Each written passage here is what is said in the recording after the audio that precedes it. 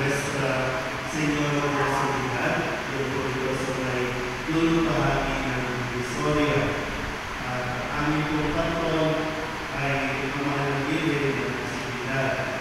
Pero kami po ay nagtitipusyo din kay San Nicolas Tolentino. Ang aming distrito ay kapangalan kay San Nicolas. At kami po ay namihiyaan, hindi naman po talaga namin hinangat o kaya talaga biglaan na dumaan lang po kami ng misa sa isang parokya at doon ay nakilala po yung isa sa mga in-charge sa mga relic o ng mga santo at nabanggit ko po na ano ba kayo relic ni San Nicolas Tolentino? Ano po? Ano ba ang may mga Diyos? Ano po? Sila na po kayo? Dire-diretso po. Nakausap namin siya noong May, pagdating ng June o July, hindi ka naman na ang relic ni San Nicolas Tolentino.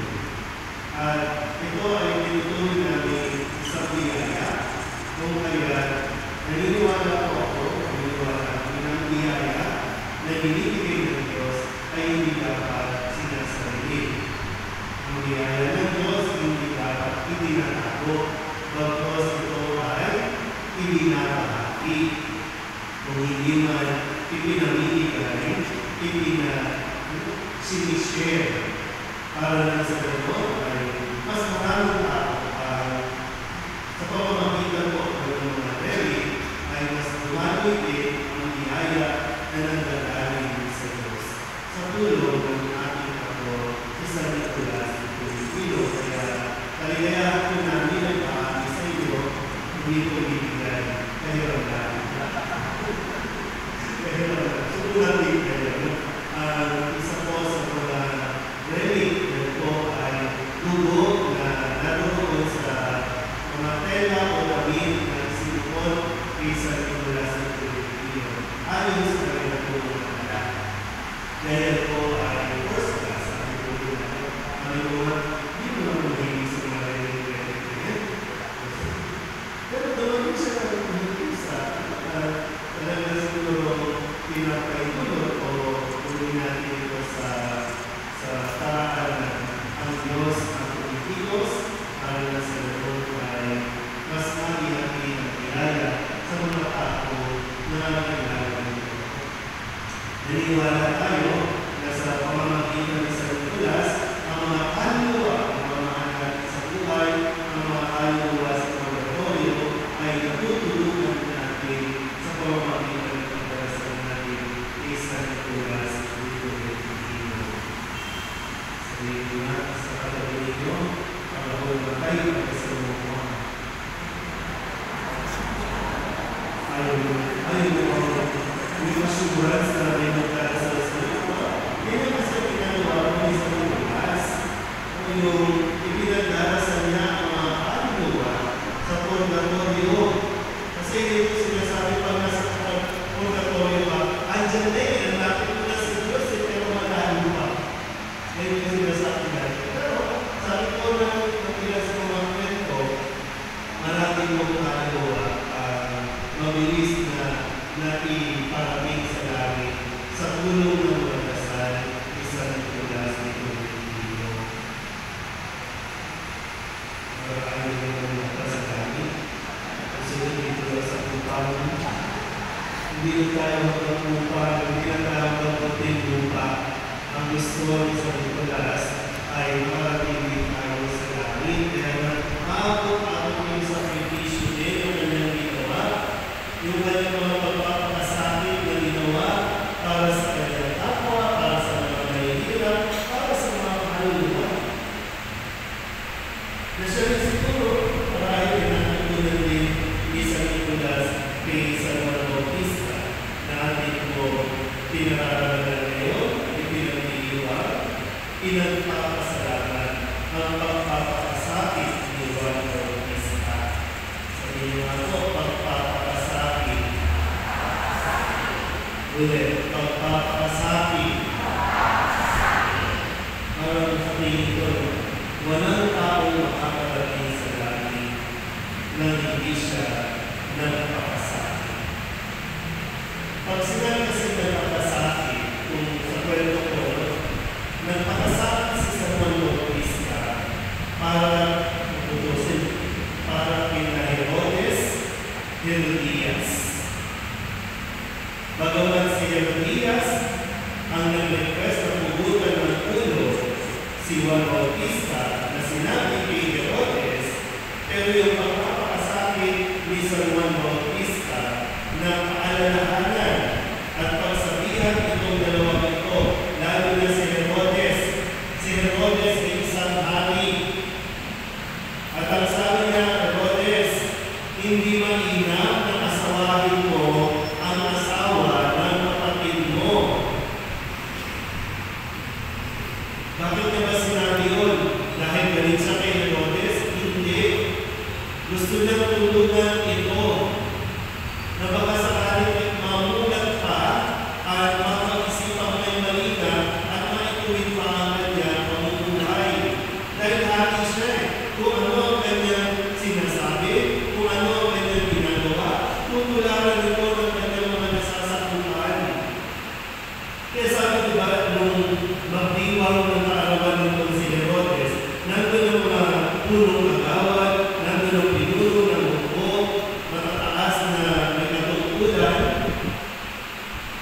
Pero bakit wala isa mang malasakit? Wala na kung natatakot pa sila kay Herodes na pagsabihan si Herodes. Kung sabiya, okay lang yan. Sa atin kasi, ginagawa natin normal, yung mga hindi dapat. Yung mga legal, o yung mga illegal, ginagawa natin legal. Okay lang yan. Kaya, si San Juan Bautista ang nagmalasakit, si San Juan Bautista ang nagpapasakit na magsalita ng katotohanan. Di ba nang mapugutan siya ng ulo? Di ba nang maipakulong siya? Di ba nang mahirapan siya? Alang-alang sa kapakanan at ikabubuti ni Herodes at ng taong bayan, kailangan niya magsalita. Kasi kung pwede naman diba, kadalasan kasi marami sa atin yung kung hindi ka takot, listen. Takot ka magsalita. O kaya naman, ayaw mo na may masabi sa iyo, PG mo na ito, o kaya naman,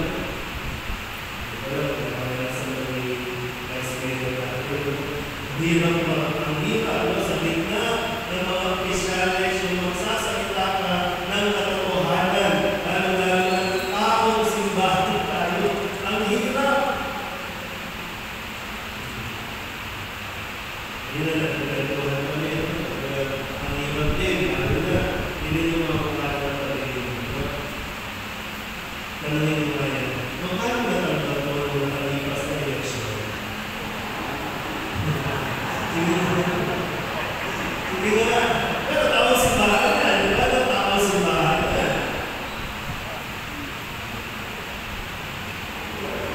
Sige na lang. Okay na yan. Kaya, salita ako. Pero ito, pinapaalalahan tayo ng sana. Magkaroon tayo ng kaya biyaya at yung magkaroon ng paninitigan, yung manindigan ka sa katotohanan, yung hindi ka matatakot na magsalita ng totoo, isang biyaya na ng Diyos na dapat natin ipinagdarasal. Kasi sino na lang, paano na mangyayari sa buhay natin? Paano na mangyayari sa upang uwi? Kasi paano na mangyayari sa munting lupa na ating gumulong? Kung wala magsasalita. Magkaiba din yung salita ng salita. Magkaiba din yung kaya magsasalita kasi gusto mo sirain yung reputasyon o pagkatapon ng ibang tao. Iba yun. Pero yung sinasabi natin, yung tunay na na nagmumula sa ating pananampalataya na hindi tayo matatakot na sabihan ang bawat isa na may mali sa kanyang ginagawa.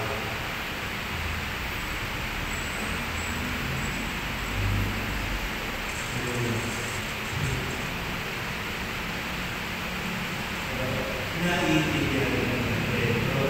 Ang hirap naman sa 1,000 eh. Ang hirap naman sa 1,000. Sayang kasi, no? Okay, magkakaroon tayo, nanghina tayo, pinaghinaan tayo, palit tayo sa Diyos. Hindi tayo yan sa Diyos. Hindi na, kailangan din natin magsorry sa mga politiko natin. Kailangan natin magsorry sa mga tulong, magsorry sa vice president. Kasi tayo din naman ang nalulog sa kanila. Kaya sinalulog ko na parang kumunoy, kasalanan din natin. Hindi pwedeng sisi lang tayo ng sisi sa kanila. Kasalanan din natin. Yun yung pero kasalanan natin.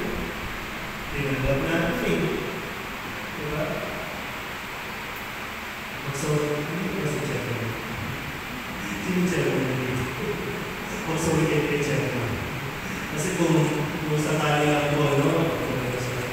Kung sakali nakakuha siya ng kasalanan dahil sa politika, may kasalanan tayo. So, magpipiyasa tayo sa lulas, tapos wala tayong pag-amin. Tatagal tayo sa pagdatory. Mahal mo naman, makakasasalan ko sige naman, tinuna kayo. Pero sana ba sa habang namin ito po relic o bahagi ng isang lulas, maganda tayo ng iwan doon sa relic kundi sa kung ano yung aral na itinuturo niya sa atin. Matuto tayo ng mga sa akin, ibig sabihin, yung kung natin isipin lang yung para sa sarili natin. Kung tayo magiging sa sarili, hindi lagi din natin isipin kung ano ang pwede